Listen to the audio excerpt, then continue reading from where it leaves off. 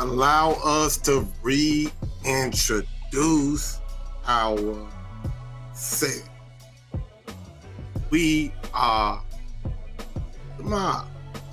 Memphis over who? Live every Wednesday evening. We switch it up from time to time, but we coming. We here. Right? Many things to talk about in today's show. It's like Memphis is full circle, right? We're touching on everything, the common ground, what we always do every week. Make sure you hit the like and subscribe button. Share it too. We appreciate it. But in today's show, many things are getting addressed, right? Reckless driving, Tyree Nichols and the MPD. I'll even address what many of you are talking about with the child working in waxing. Might not be what you want me to say, but I never really say what people want me to say. We're saying what's needed. JA exclusive. Also, today we have guests. You all love the guests that we have because we know what we represent here. We represent the community, the leaders, the pillars. Today, I have a friend of mine, a friend of the show, me and my heart away. Right? Very active brother, has a lot of knowledge, has a lot of things to bring to the platform. Right? We're going to talk to him a little later on. Family advocate, so many hats, like everyone else that we bring on this show, and like everyone else that we expect in our community. Right? Simple as that. We are what we expect you all to be. All right. So I wanted to say this though, right? Before we get to the first story. The first story is epic. But have we noticed something since Mary Young's reign started? Many things that were already going on are being put on him. Many decisions that should have already been made months ago, some even years. He is being pressured to do it. He's only been the mayor for a month. A situation with the police officers, chief of police, fixing crime, and we as the people of Memphis and people that are black like himself from this city are pressuring him too. Ironically, I never heard these things when Mayor Strickland served 2 terms. Never heard the pressure like I'm hearing now. Something to think about. Right? First story. Check this out, though. This is very relevant because I think many of you didn't see it. Some of you may watch the news, but if you didn't watch it, this is like an update of current events that are going on in Memphis. Right? So check this out. Sit back. Enjoy the mob.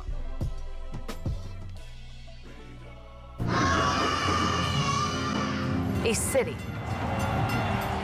full of culture, creativity, and compassion.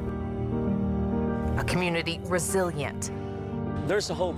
yet exhausted.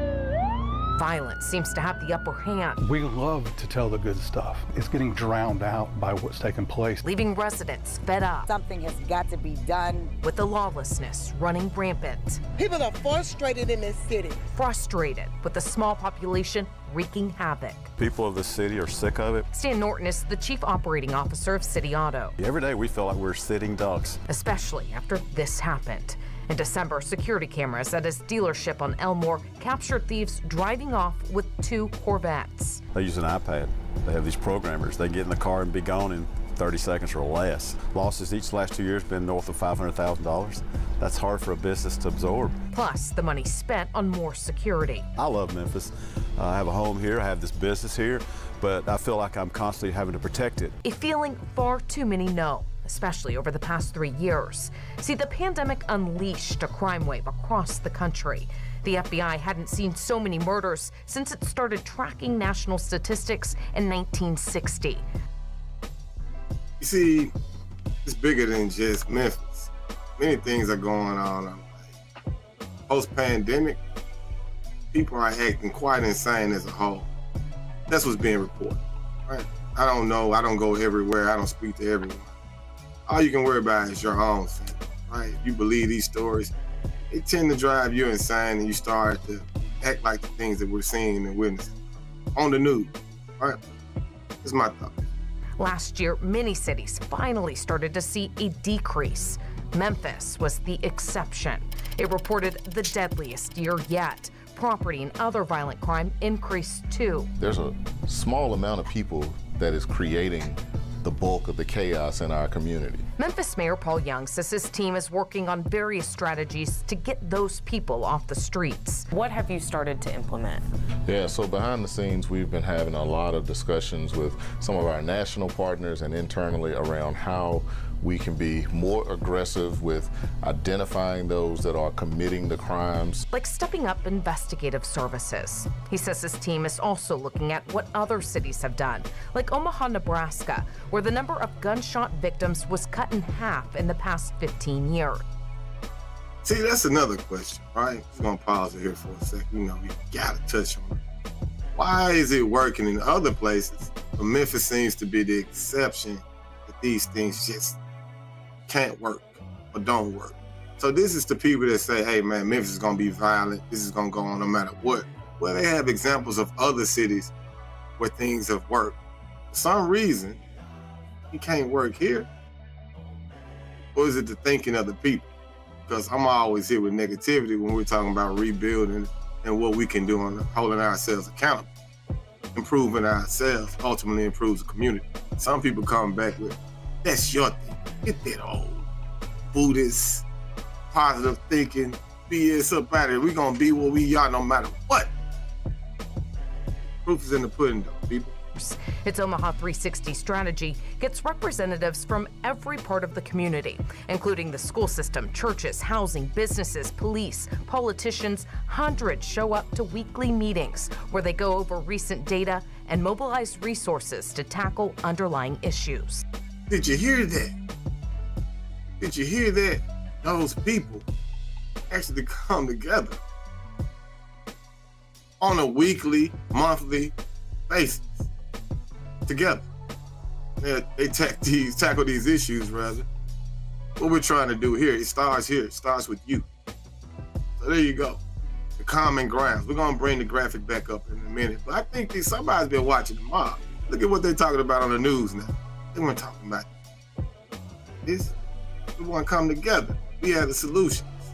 Anyway, back to it.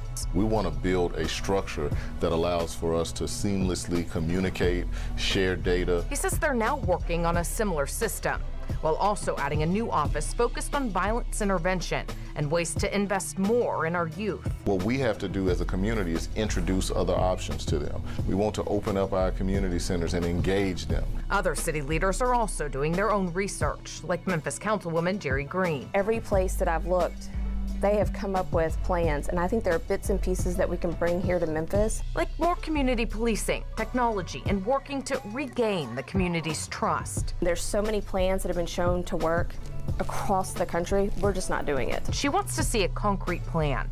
Detroit had one. It just reported a significant drop in homicides and record low carjackings.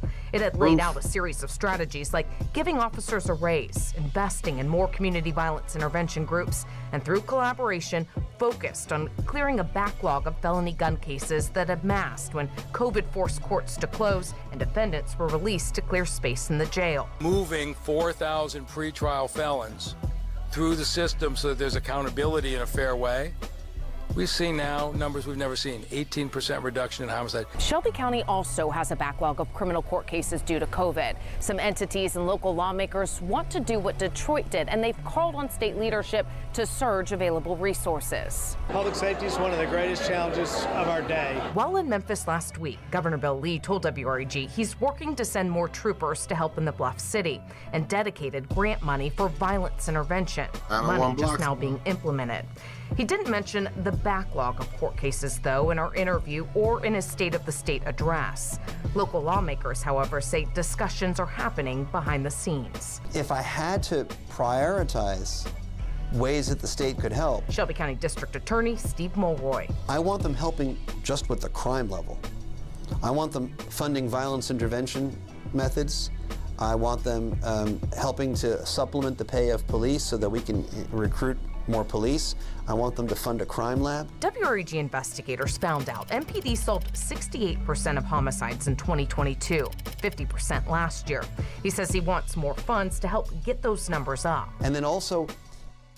So the murder rate increases and crime solved decreases? With the kinds of programs that would reduce the repeat offender rate. You know, violence intervention programs, drug treatment, mental health, that's what I think will actually make us safer. Memphis has unique challenges, a poverty rate of 21% and a child poverty rate of 32%. 35,000 between 16 and 24-year-olds are not in school or are not. So, right, I want to pause it there, right? On that graphic, 35,000, 16 to 24-year-olds are neither working or in school. Neither.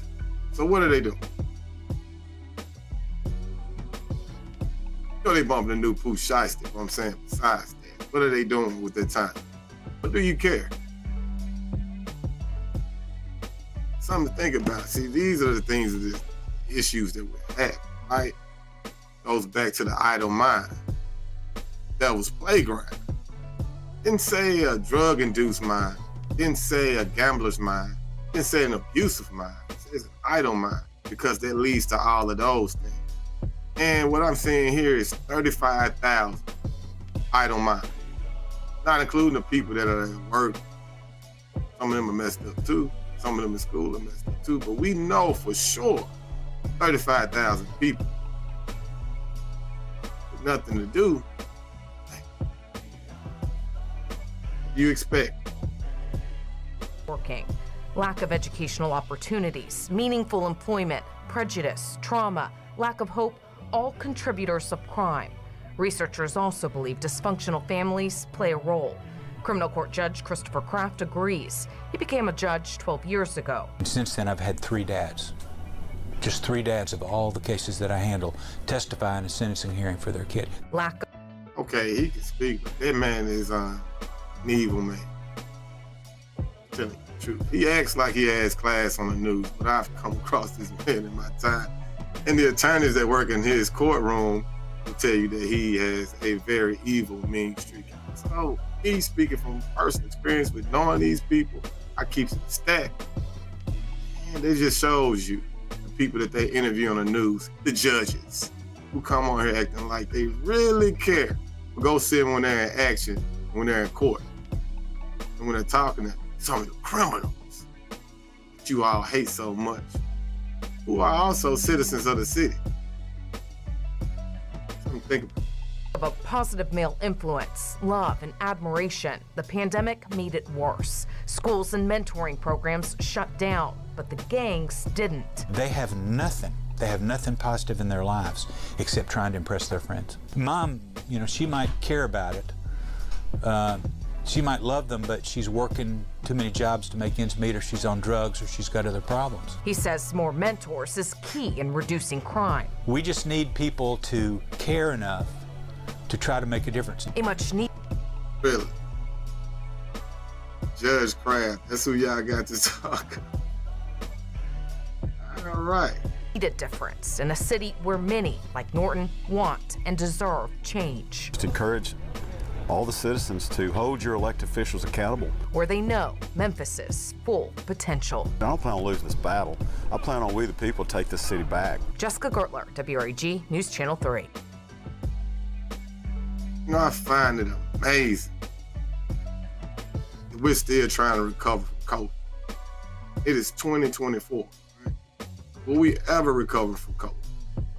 Will people, or will it just be the excuse to say, well, people are losing their minds and post-COVID, let's lock down, let's get more cops, let's increase this, let's do this. Was it all a hoax in the first place? Something to think about, because many things we think went back to normal, they did. But I digress to this, right? One thing I felt like that was touched on in that clip was something we've already talked about, right?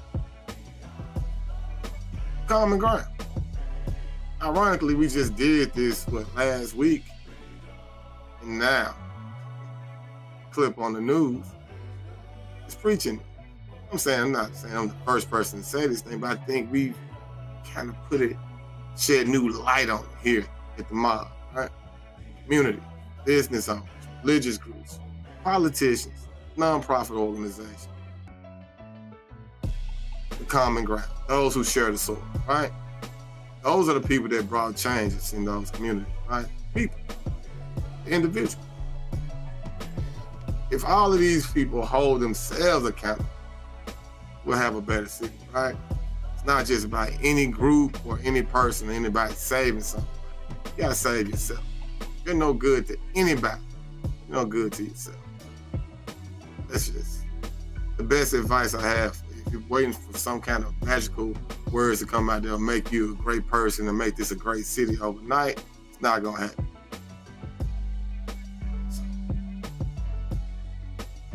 All right. Like I said, things are full circle. Full circle. Because, like I said, man, many things are being revealed to us right now, right? Those who share the common ground, whether you care or not, still share the common ground with those people. Good point, you all. Love going back to the common ground because we are the common people. And what's common in our city? Things we control, right? Now, something that's trending has been trending for a long time. Just like COVID, this happened right around COVID, so it kind of goes with it. Tyree Nichols. Now, any new details have been revealed about the Tyree Nichols case? I always pose this question. Had Tyree Nichols not died, would you care? And I know that's tragic what happened. It's a terrible thing. He shouldn't have lost his life at the hands of his own people, right? Those who share the common ground with him, he ended up taking his life, right? Tragic. Tragic beyond words. But the thing about it is, many others don't die tragically. They're beaten tragically. They're abused tragically. No one cares. I know these people, right? These people are my people. And they're deemed voiceless. That's what we made this platform, right? So had Tyree Nichols just been in the hospital and abused, I'm sure the Scorpion unit would still be in the street abusing people. So how long did this go on before things came full circle? The community came out. One more point about Tyree Nichols I want to, right? Many of these stories that we see going on, we see the events, see things, the tragic things that happen. We always ask, where's the father? In his case, the father was present. Whether it's biological step or whoever a male figure was present with his mother, standing with his mother. Because I don't think she could have reacted to that in the same way, right? As a father, as a man, whose role is to be the backbone, right? He knew his role. He knew it was time for him to be the man of his family, right? And that was handled in another way. And in a lot of cases that we see, but it's just a single mother on her own, no backing, dealing with something as tragic as that. And I heard Tyree Nichols' mother isn't dealing with that case too well. I'm just saying, it's something to think about, right? Let's go back to the story. Many thousands of new sheets of paperwork, articles on Tyree Nichols' case are being revealed. As soon as Paul Murray Young gets in office, think about it. Get to it.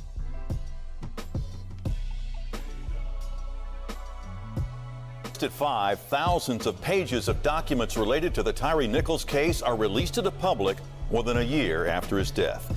Good afternoon and thanks for joining us. I'm Greg Hirsch. It's a lot to digest. I'm Stephanie Skurlock. From employment files, emails, witness statements, the WREG investigators have been poring over more than 2,500 pages. Our chief investigator, Jessica Gertler, explains what we've uncovered.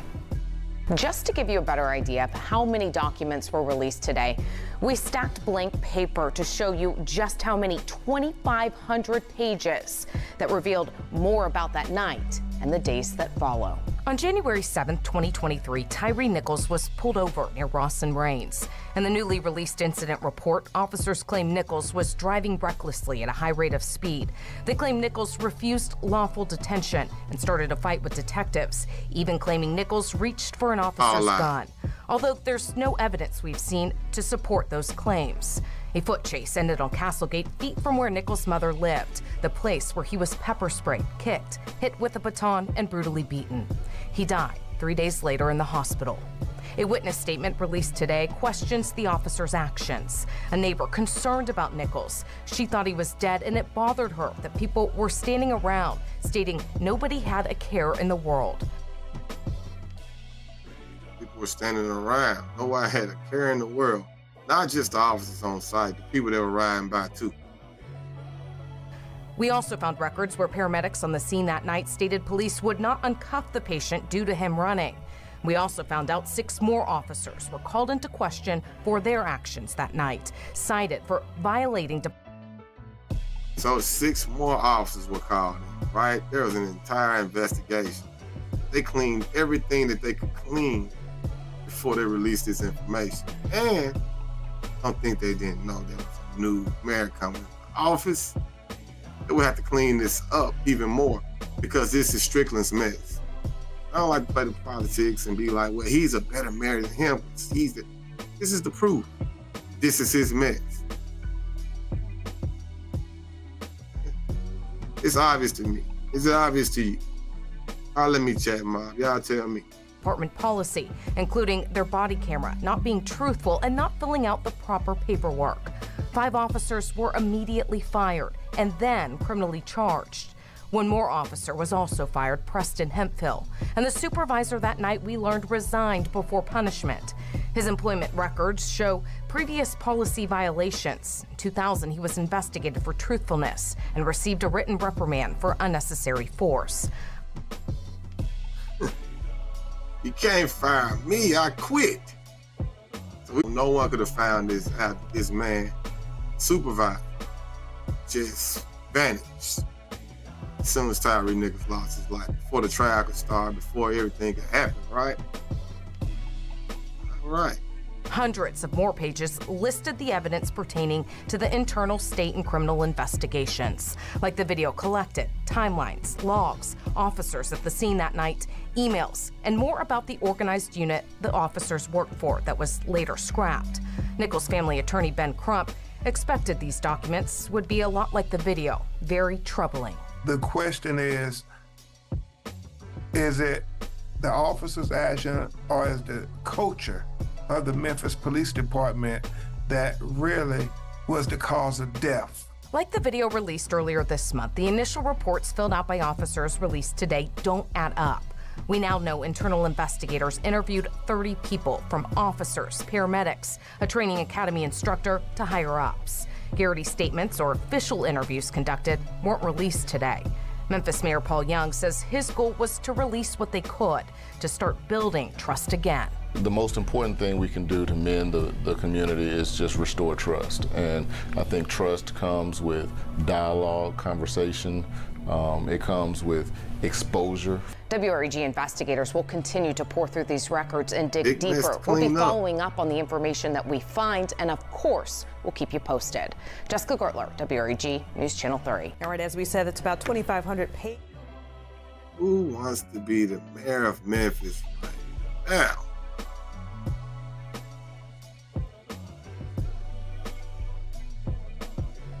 I would not want to have to clean this mess up.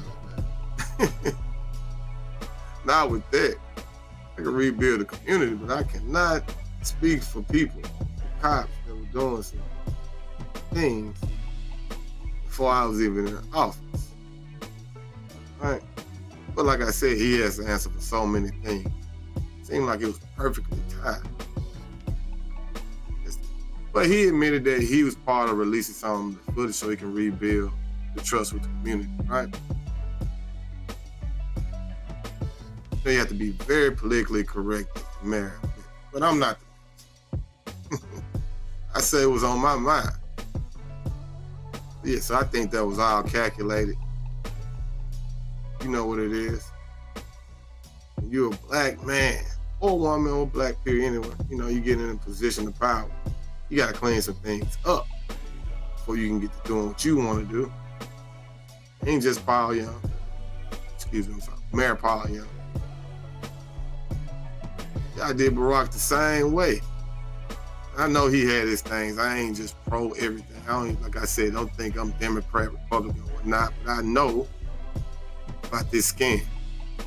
I know it's a double standard. With your own people, not the right mind. Well, not the people that are woke, but those who identify as you, right? All right, so this is the, let's get to the next story because we want to get to our guest. I want to hear what he has to say about some of the things that we talked about, right? There's a child working in a, what do you call it? Waxing salon. And it was all throughout the city. Everyone's talking about it. And the sister was happy. She was bragging on social media. And it backfired. Like most things that you brag about on social media. What can you brag about on social media that won't backfire? Because you brag about the right things, it won't get shared. But if it's something negative, you'll go viral. Then you'll probably be arrested, right? Y'all wonder why I don't put my pictures and all this stuff on the internet like that for likes. Anyway, child waxing in Memphis. Young lady arrested. And I say this too before I start this. I hate sharing these stories. I hate sharing stories with people being arrested in the news and putting their faces on. I don't really share those stories. We get enough of that. But this is trending. And it opens the door for a conversation that I think we should have about how our sisters are struggling, how they're unprotected in Memphis. It's how many single mothers in Memphis staying on their own, trying to make ends meet, doing the best they can. No excuse for their actions, right? We're just gonna talk about common ground and why many people are doing some of the things that they're doing. Let's get to it. Now to a breaking news update. A Memphis mother has been arrested and charged after posting several photos online of her daughter waxing adults. Jasmine Moss is now facing a misdemeanor charge for child abuse and neglect.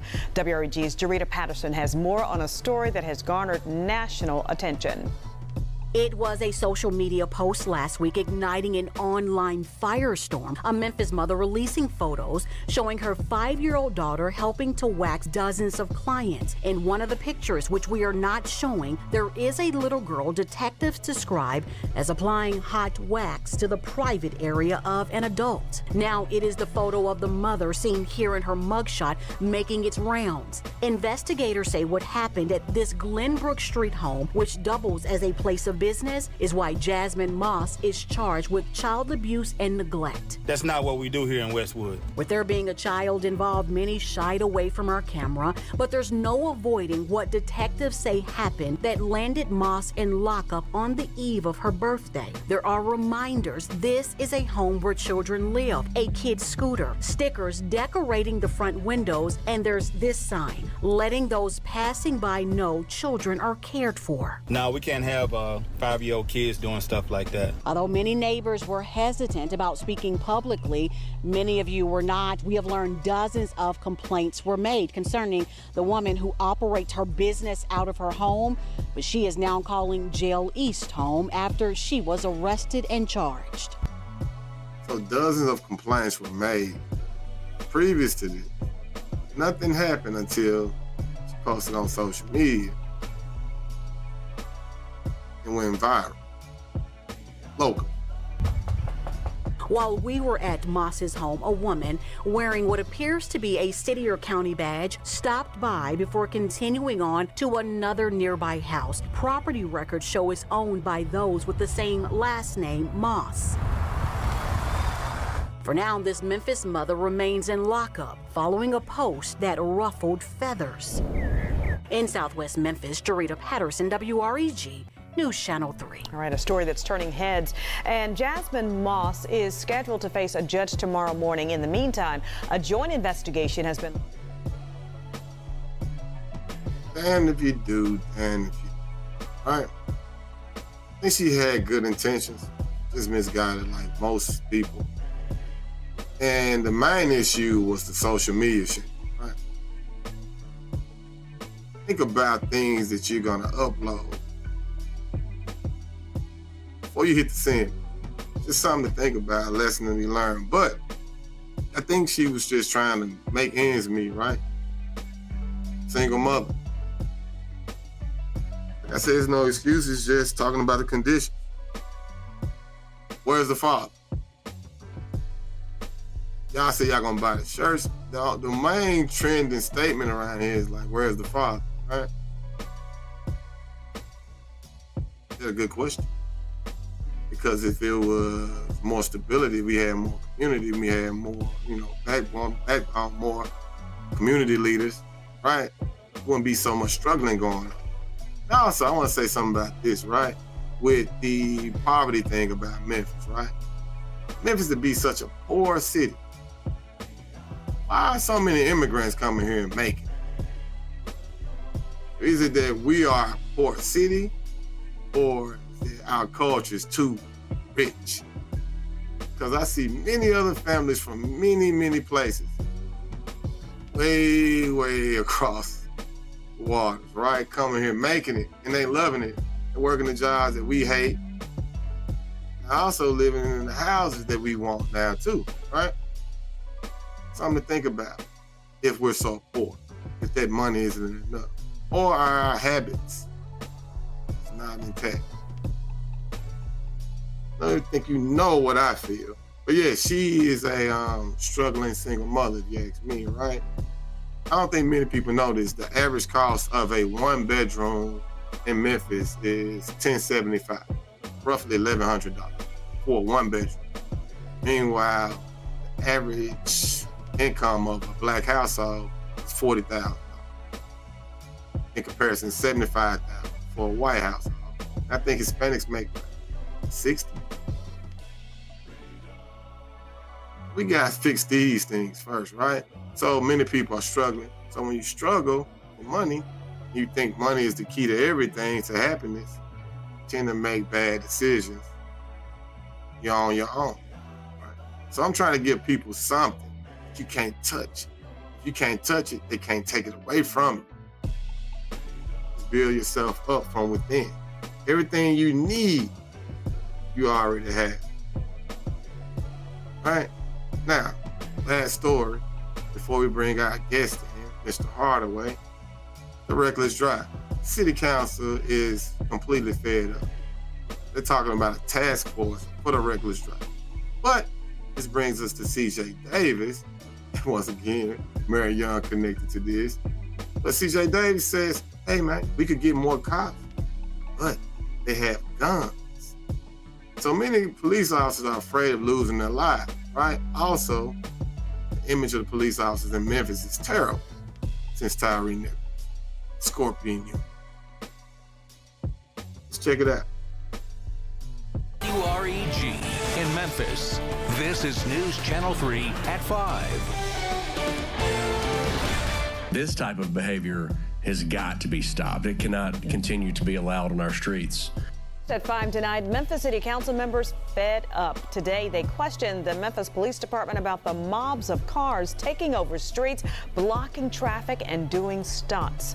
Good evening, and thank you for joining us. I'm Stephanie Skurlock. And I'm Greg Hurst. In fact, the latest incident happened this weekend near the airport. WREG Chief Investigator Jessica Gertler explains why MPD calls it a serious threat and why they're limited in what they can do.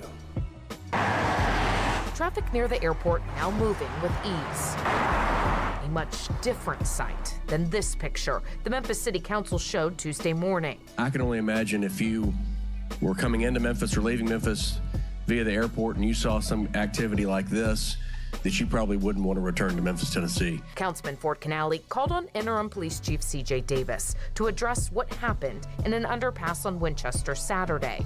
and the unnerving trend that keeps happening across the city. Automotive flash mobs, or what some call car street takeovers. Within seconds, traffic is blocked. Idle mind. The devil's playground. And crowds of people watch as cars race or do stunts and donuts. It's recorded and uploaded to social media, incentivizing more events like them. We know that we have to continue to move where these problems are and try to get in front of them before they actually happen. MPD says they received 2 calls about the Winchester takeover and sent who they had available at the time. Many of our resources were in Mount Moriah Station this week. We conducted a large operation in that area. While Davis says that operation resulted in reckless driving arrests, it didn't stop this one.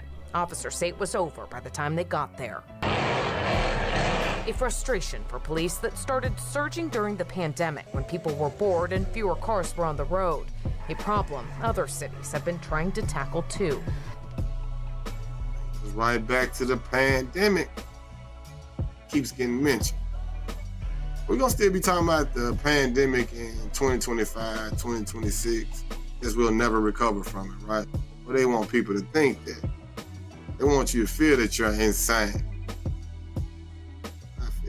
Davis says the Tennessee Highway Patrol has committed to helping, assigning 15 more troopers to the Memphis area.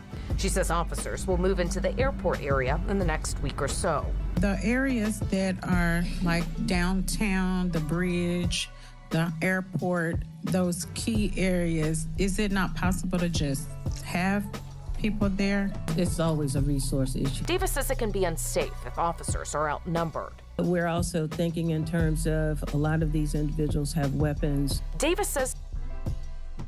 Pause it here, right? So what's the quick fix for this? Do they really think that bringing more police officers, community centers, just more elected officials, more meetings, it's really gonna fix this? Or is it in the mind? We can give them something they can't touch, they can't take away. That's what I'm saying. There is no quick cure to this. There's no object you can give them.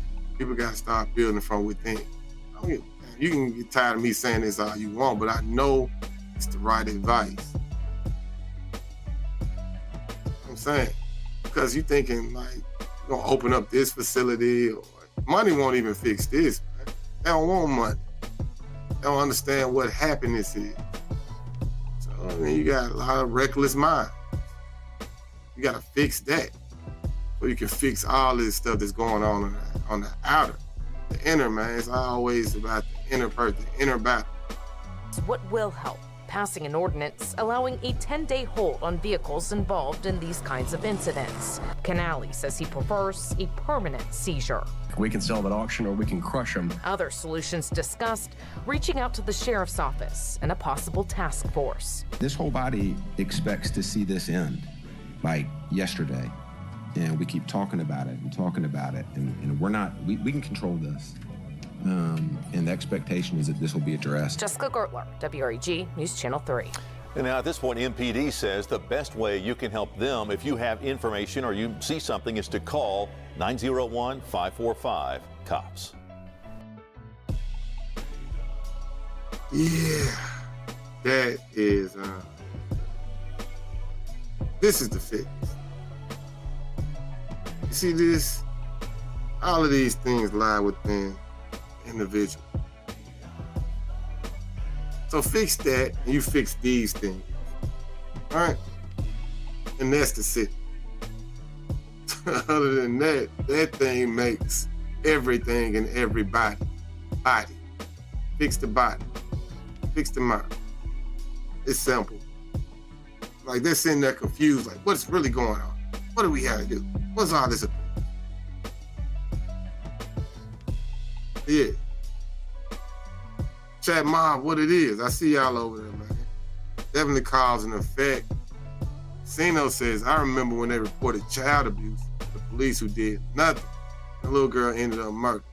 True. Let's not forget, people. Right. That did happen. Yeah. Don't miss this. Just things that they're putting in front of you. Think for yourself. Like I'm thinking about all these things that are happening under the new mayor's watch. All right. We're about to bring in our guests. Right? About that time. Everybody coming in with your late asses. Make sure you hit the like button. All right? But yeah. I'm about to bring in the very knowledgeable, near my heart, humanitarian, family advocate, father's first initiative. My brother, my friend, on this man, majority of my life. We rocks, we get down, we talk about these things, we're trying to find the solutions, and he has many of them. So, without further ado, let me unmute my brother Mike. You gotta hear him speak. And let's get to it. There he is, everyone. Nehemiah Hardaway. On the mob, long overdue. It's good, Salute. Man, shout out to everybody in the chat mob, man. Thank you for having me on holiday, man. I really appreciate you. I love what you do. I see you building. Appreciate it, bro. Before we get to into what you do, you know, it's a long list of things, man of many hats. Is there anything that we shared in the previous story that you want to touch on? That you may want to elaborate on some things, you probably know exactly what I was going to share tonight, but you've seen them. So what are your thoughts on some of these stories and how they go along with things that we discuss on a regular basis? The main thing is I want to start with, Mayor Paul Young. I had the opportunity to meet with him in person, chopped it up with him. Solid brother. From what I've seen, I've been seeing him move around the city. I see how he moving. I see who he's supporting as far as the nonprofit organizations. I see him trying to bridge gaps and kind of get rid of the division, because in order to solve a problem, you have to have unity. To solve the issues that we've been dealing with, because this has been a generational curse of continuous negative actions, thinking, and behavior over a period of time, even before you and I was born, because we know we 80s babies, but this region of Tennessee was having issues prior. Paul Young, I like his mentality for his one Memphis. I think that a point that he made about us taking ownership for our families is key. I think a lot of our problems will be solved just by building a healthier family, which is being proactive and not reactive. Like once a child is born, if the child wasn't born into a family dynamic where it was planned, number one. Like we don't talk about planned births anymore, but my father and mother, they're in their 70s now, and I always talk to them about the mentality that they grew up with, right? And how the elders thought when they was growing up. Like a lot of times we don't even think about having planned children.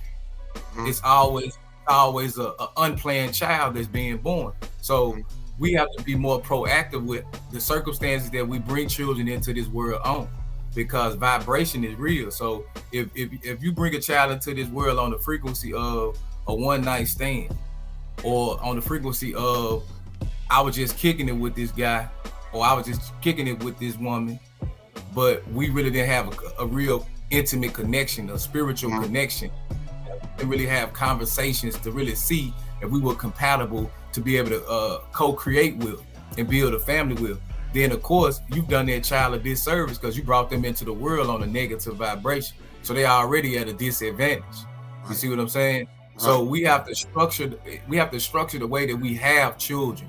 We have to be more responsible with birth control. We have to be more self-disciplined, right? And we have to understand, if we have something in us that has been negatively impacted, then we can't go towards sex, we can't go towards guns, we can't go towards drugs, we can't go towards gangs to try to fulfill a void of something that's missing.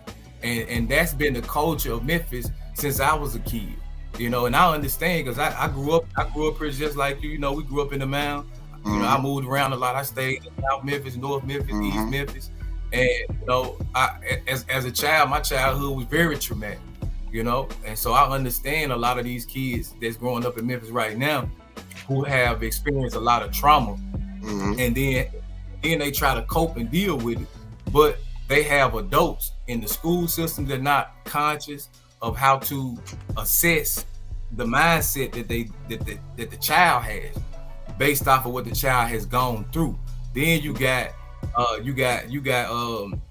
some of the political seats from the previous years who weren't conscious and aware of what their responsibilities were because they was blinded by selfish ambitions. Like we've dealt with that in the past.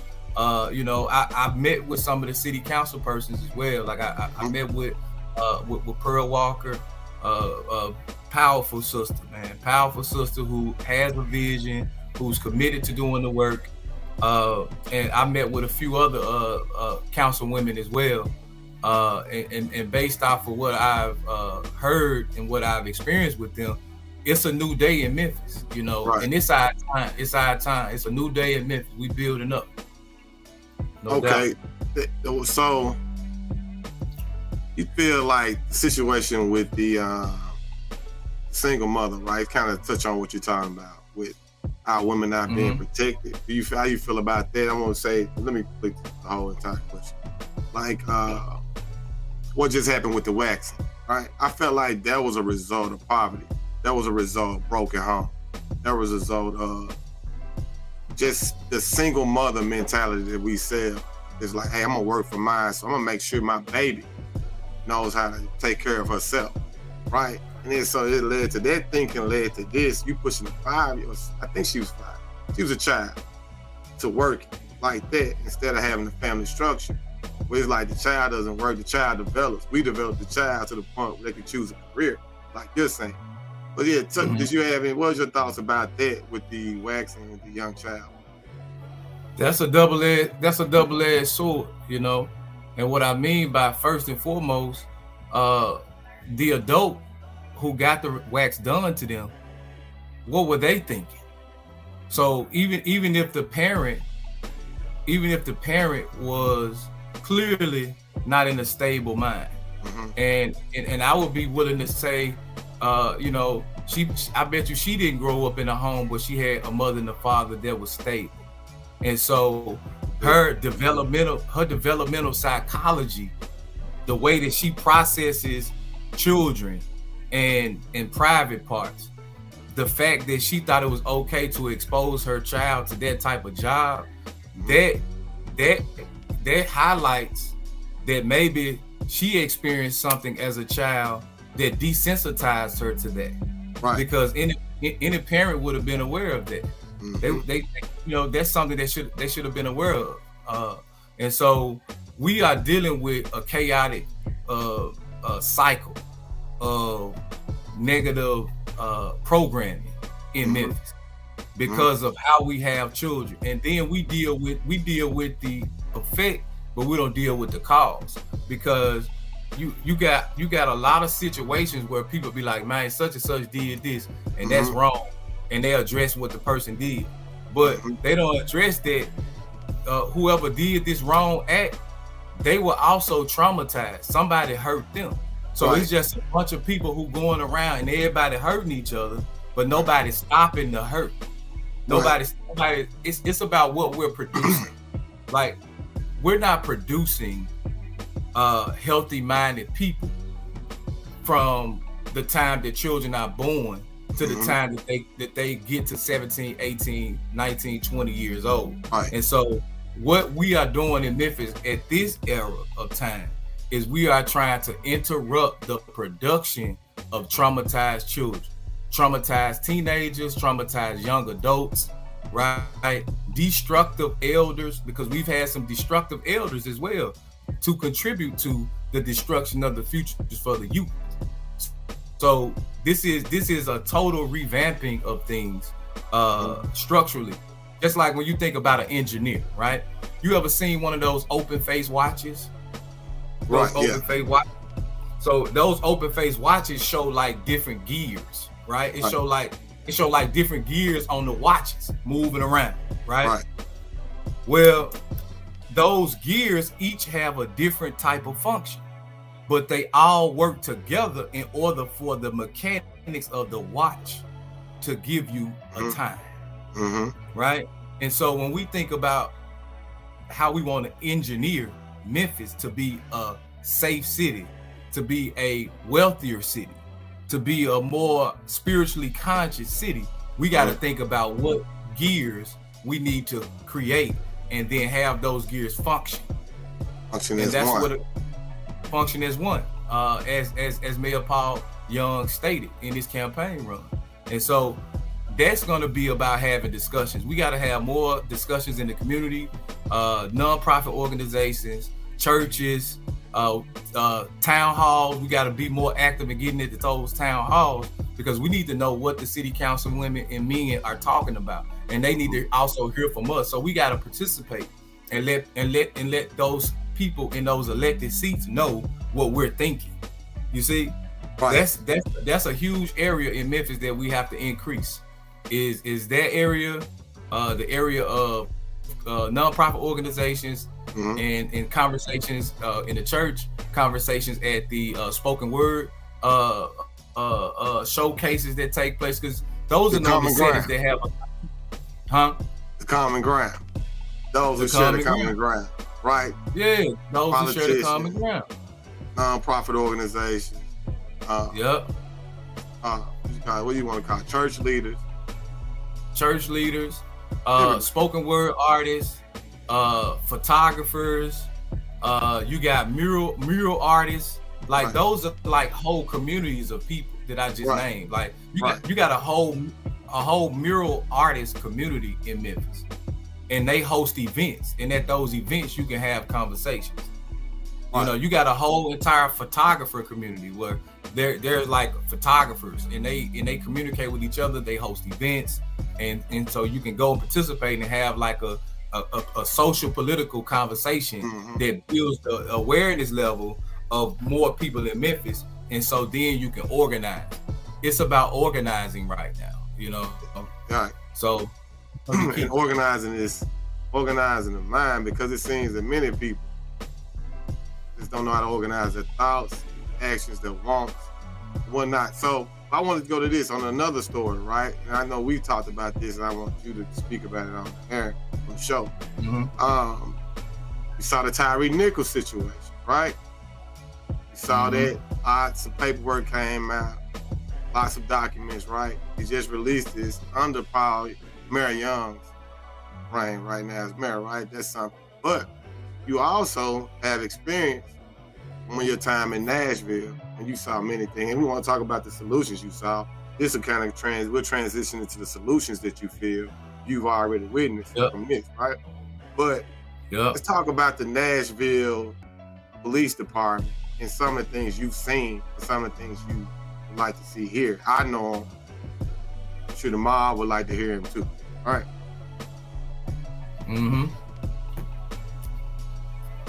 So, repeat the question again. Okay, so the things you've seen in the Nashville Police Department, right? With the Latin community, with the Latin Hispanics, right? And how that's, we talked about that, right? And how did you also feel about the Tyre Nichols situation? You just want to touch on that. I know you saw some things you may want to touch on. Peace be upon that brother, Tyre Nichols. That was tragic, that was one of those situations where you had a private matter that was expressed in a public position, because according to what the story read, Tyre Nichols and these other individuals, these police officers, like one of them at least, like they had some type of prior dealing with Tyrese outside of them being in uniform. Legend. Right. And so, that's what the affidavits say. And so that shows how the screening of police officers in Memphis has to become a little bit more intense, because somebody that would who would take an oath and wear a uniform and have a gun and go out into the community as being trusted members of the community to keep people safe and uphold the Constitution, right? For somebody to behave in that type of manner, they weren't fit for the uniform. They were not fit to be given that type of responsibility. And so somebody was supposed to catch that beforehand, you see? Because if he behaved like this in that situation, you can't tell me that he wasn't doing other stuff on duty that, you know, was a red flag. Right. So who was his sergeant? Like, that's what I would want to research. I would want to research what police precinct he worked at and who was his sergeant. But he knows the supervisor, he just stepped down. So I'm thinking that was their supervisor then, because he did this behind the scenes before we ever knew any name. He just stepped down from the position. You know, that was all worked out. So he stepped down because he knew he was responsible, you know, for not holding this guy accountable for some other things that he clearly was doing. I'm pretty sure he had some write-ups. I'm pretty sure, you know, he had some other things in his report, in his file as an employee, as a police officer here in Memphis, where you saw that he had some character flaws. So that's, you know, that's that. I want to also say this too, is that one thing that I did in Nashville that is important here, I want to highlight is going to the Citizens Police Academy training. It's a 13-week class. It allows you to see the police department from a totally different perspective, because you get a chance to go to a class once a week. It's like a 4-hour class, and you get to go through each department, and you get to talk to different people that work in those departments, so you can learn actually what they're supposed to do. And you learn language that protects you as a citizen. So now when you interact with the police, you have more language to use, along with you knowing your constitutional rights. You also have language that they're taught in their training, that the police officers are taught in their training.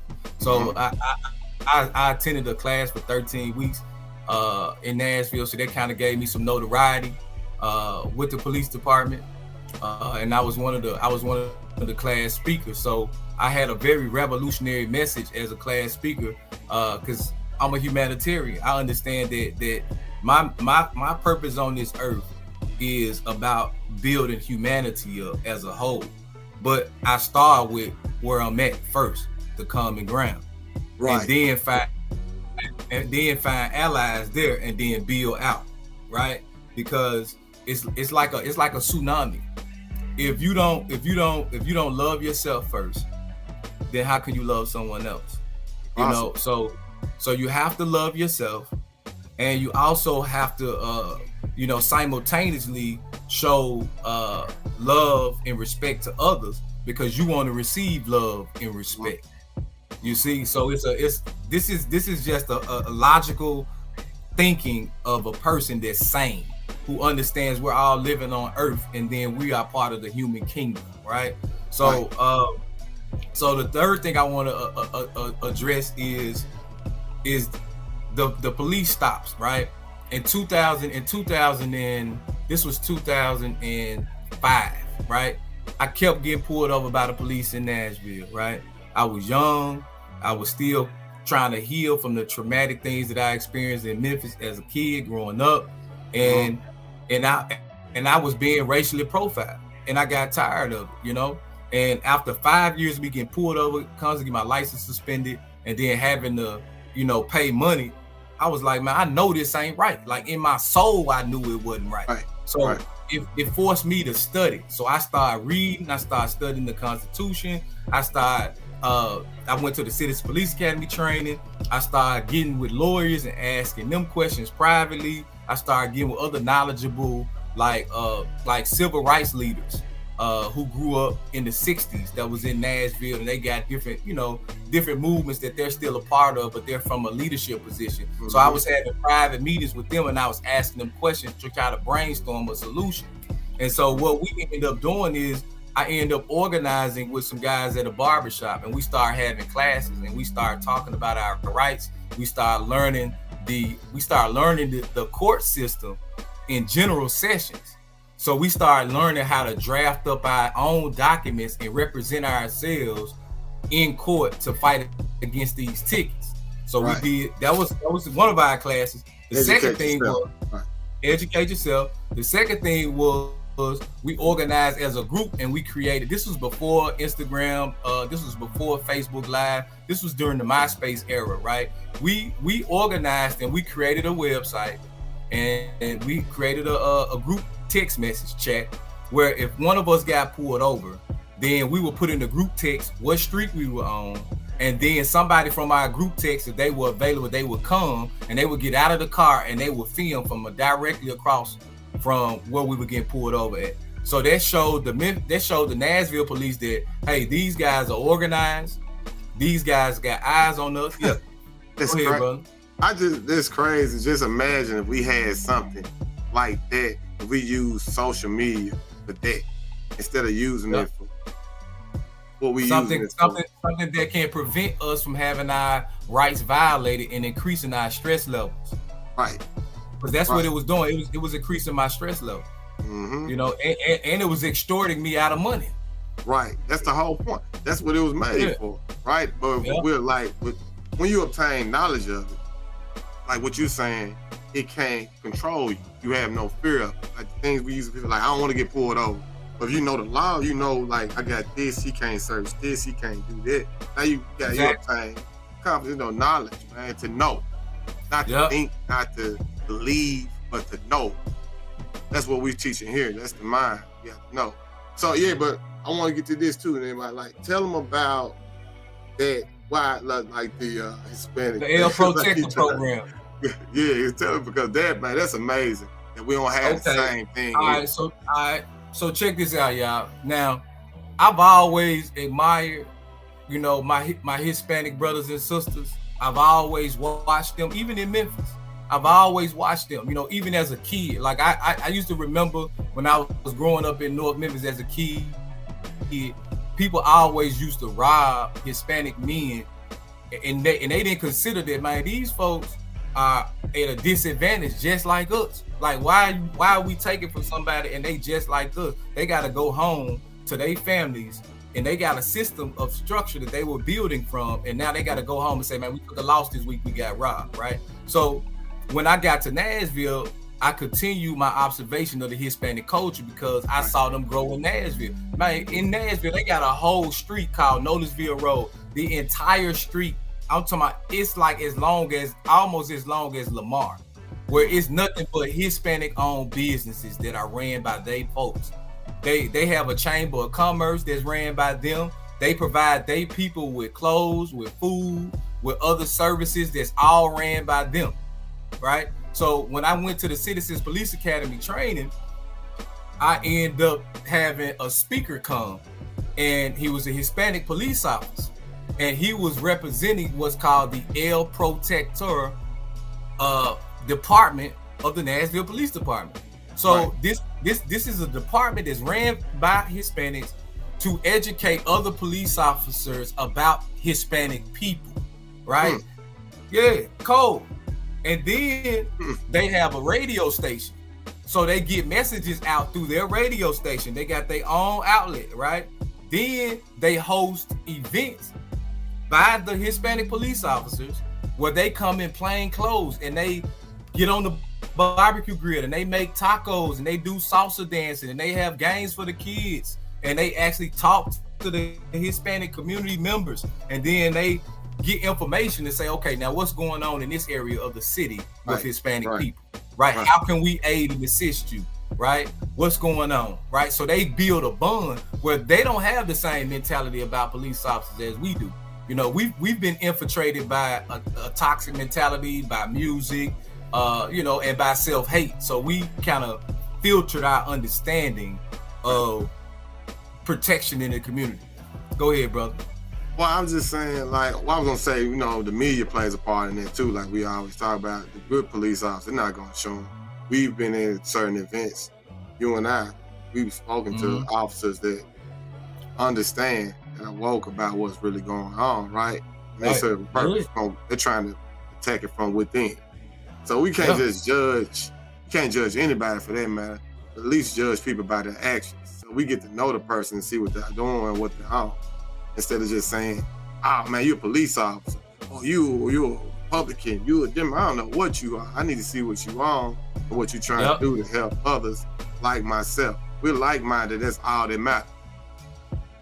I'll tell you something else that was so key too, Ryan. I didn't mean to cut you off.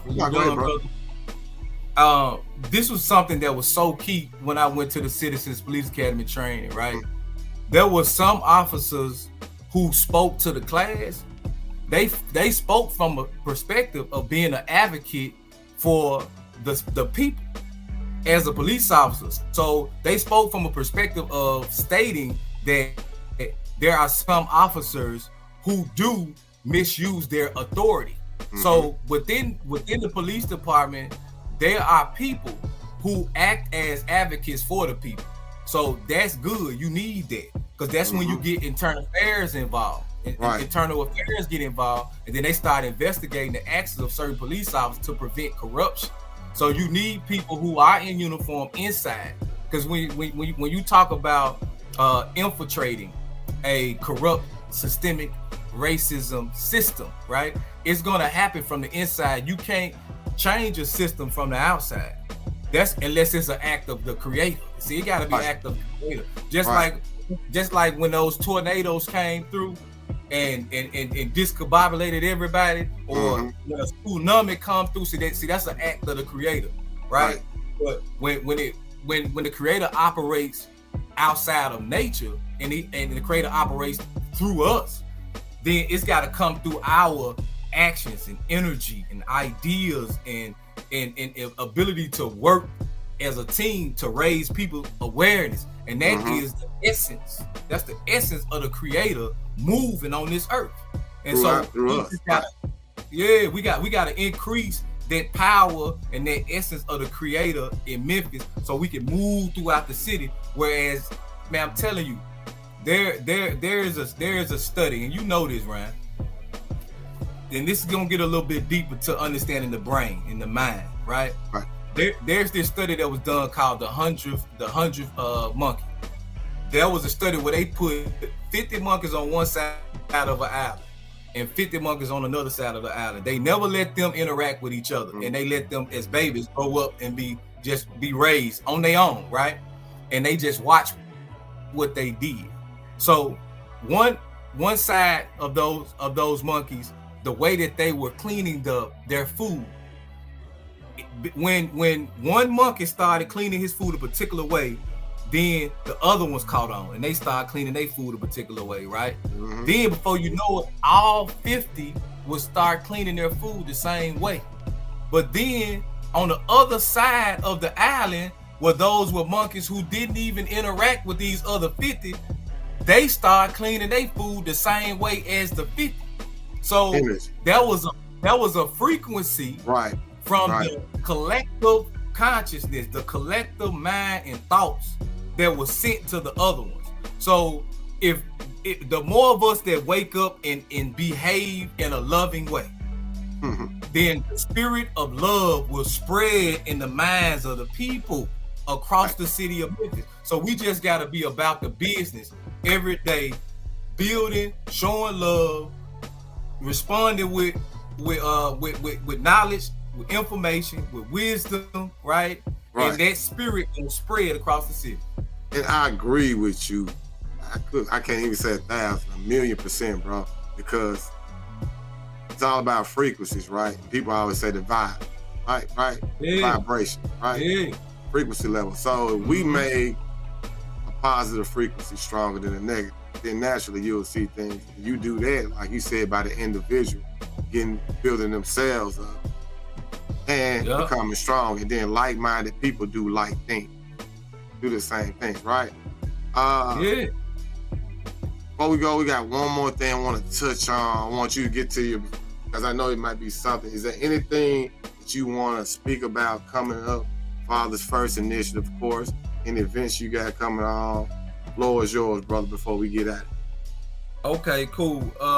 So I'm a member of Fathers First Initiative here in Memphis. The two co-founders are former principals here in the city. They've been putting in work, for many years. I'm excited to be a part of this organization.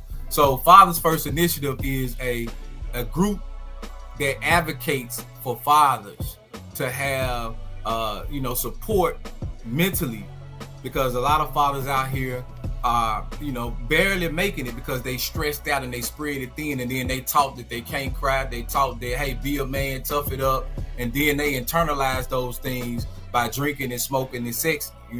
So we are an organization that seeks to support and aid fathers so that they can de-stress in a constructive way, right? And so they can feel supported, so they can still go out and be the warriors and the kings and the protectors that they should be, right? And so what we do is we go into the school systems and we have a community engagement specialist we connect with that specialist because she's the point person at each school. So when the dads drop their kids off in the morning time, this person, the point person, communicates a message to the fathers of what the events are. And so we've already been to 3 different schools. The first time we met, we had 40 fathers. So I just want for everybody that say, where the fathers at? Or, man, fathers ain't handling their business. Yeah, hey, we are in a different era. And we can no longer carry that false narrative. Right. Man, these fathers, the first school we went to, we had 40 fathers to show up. We did an hour presentation with them. And their kids were so excited just to even see their fathers and engage with us about fathers, stressing the importance of fathers. The second school we went to, we had 80 fathers.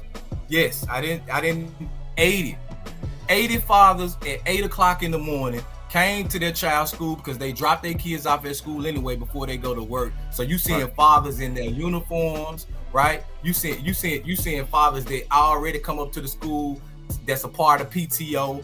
You seeing fathers that are lawyers, firemen, because they got fireman uniform on, paramedics, right? You got fathers that are also teachers and principals, and you got fathers who drive the dump trucks. They coming in with a dump truck uniform on. You get a chance to see real fathers and men who are involved in their children's lives, and they don't get credit for it, and they don't even look for it, right? So we about supporting these men, these fathers, and also supporting their families, right? Because in order to build healthier families, we have to have strong, healthy leaders. And so fathers are the leaders of the family. When we look at the stats and the statistics on the crime and the violence and incarceration rate, we see that the main component is 85% of those incarcerated grew up without their fathers. So if we can increase the amount of time that fathers have in their children's lives, we can minimize the amount of incarcerated adults. Second component is this: legislation, right? There are some fathers who get involved with a woman, they have a child with her. Remember, I talked about how you have a child and how you bring them into the world kind of dictates the frequency, right? So if you have a child with a woman and y'all are not in love, then and after you get her pregnant, you decide you don't want to be with her, or she decides she don't want to be with you, then you're gonna have a rocky co-parenting path. So we are teaching co-parenting skills. We are also advocating for the laws to be changed in specifics as it relates to child custody, because in the state of Tennessee, it is a shared custody state, which means there's a bill that's been passed that says that fathers have the right to shared custody, and the only way you can't get it is if you have to prove that a father is unfit. But there's a clause to that, right? Even though that bill is passed, in Tennessee, we got the lowest amount of shared custody situations for fathers, which is at 21.8%. And that's out of all of the 50. They don't know. Last. So, well, it's not that they don't know, it's because there is a clause. So if a woman files an order of protection against you, And she's doing this because she's trying to demean your character because she doesn't want you to get shared custody. Right. She don't want to cooperate. She don't want to co-parent. She just wants you to get 85 days a year and then pay child support. But that may be good for her in her thinking, but it is terrible for your child. And the statistics of crime and other psychological issues that come with children that don't grow up with their fathers, a significant amount of time. So we are raising awareness to that issue because we got to speak truth to it. We got to speak truth to it.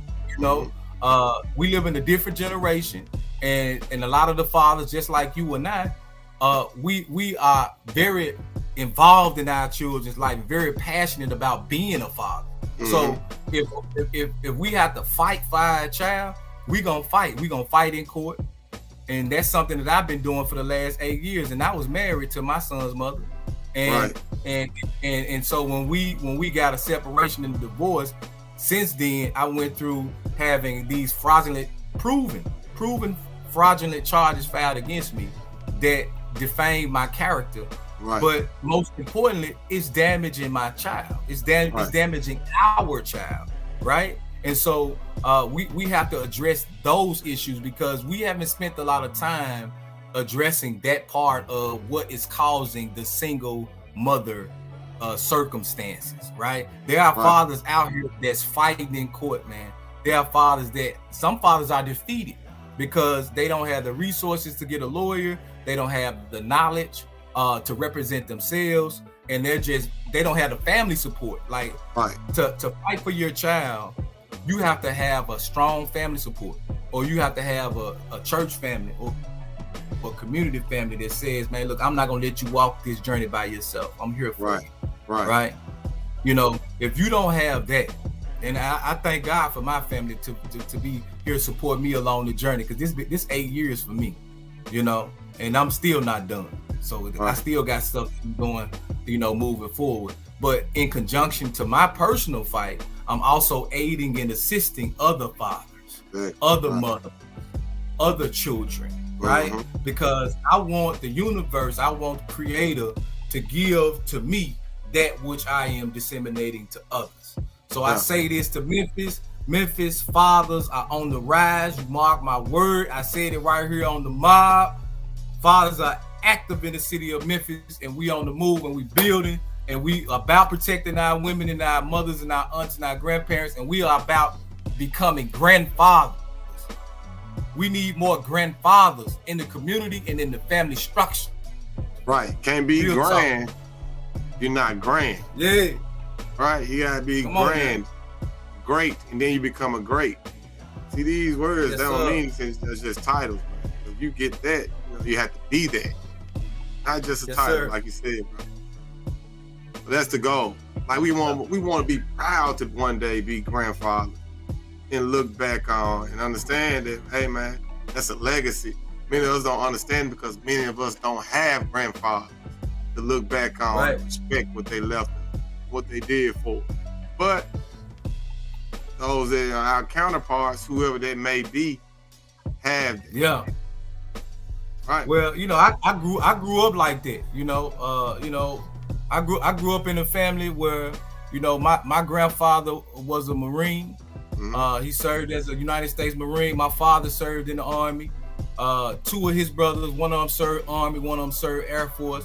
My father instilled in me and my brothers and my sisters the love for family, the importance of being committed to family through the trials and tribulations. And so a lot of the things that I've gone through in my life, I never would have been able to overcome those things. I would have probably lost my mind, right?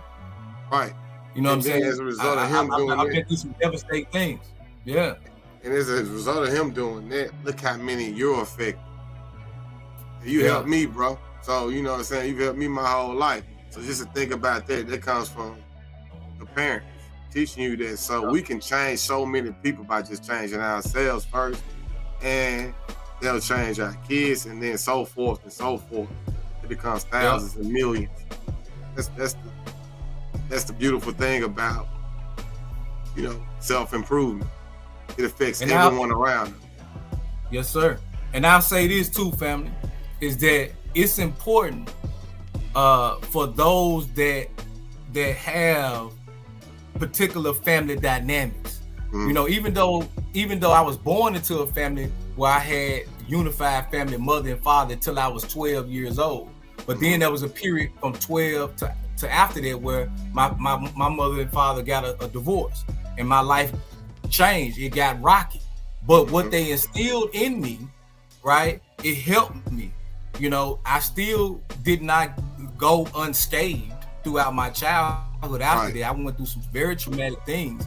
But I think I would have been worse off if I hadn't had those seeds planted in me early on. So I say this too, is that it's important to be mindful of helping other parents, you know, with the development of raising their children, and also helping other kids. Because I had other fathers at the community center that helped me. I'm pretty sure you did as well, because we talked about this, Ryan. At Orange Down Community Center. I grew up at Davis Community Center.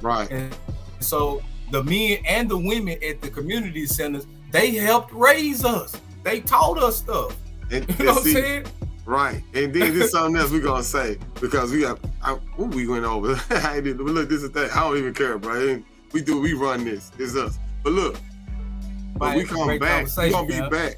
Yeah, bro, they need to hear all of this, bro. Ain't a part of this that wasn't need to be said or heard, brother. This thing about it. That is something we're going to bring you back on, right? We're going to bring the panel in. We're going to talk about this community center. You'll be coming back soon. Everybody that's been on the show, we got a surprise coming. But you're going to see something. We're not just talking unity, we're going to show it. We're going to show it. This ain't just something. Right. So y'all get to know, y'all see my brother. You might see him in a lot more places, but you'll definitely see him on a mob again very soon. No doubt. Glad to be here, man. Bro, we appreciate having you, brother. There's so much knowledge. I'm gonna rewatch this joint and get my notepad out, brother. I need to take some of them notes about the things you shared. But we appreciate you coming to the show, man. Chat Mob, y'all holler at him. This is Nehemiah Hardaway. Great mind, great man. You'll be back.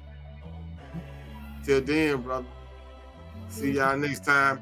And see y'all next Wednesday, man. You know, y'all come back. We got a guest next week, too. And like I said, we're bringing something back full circle.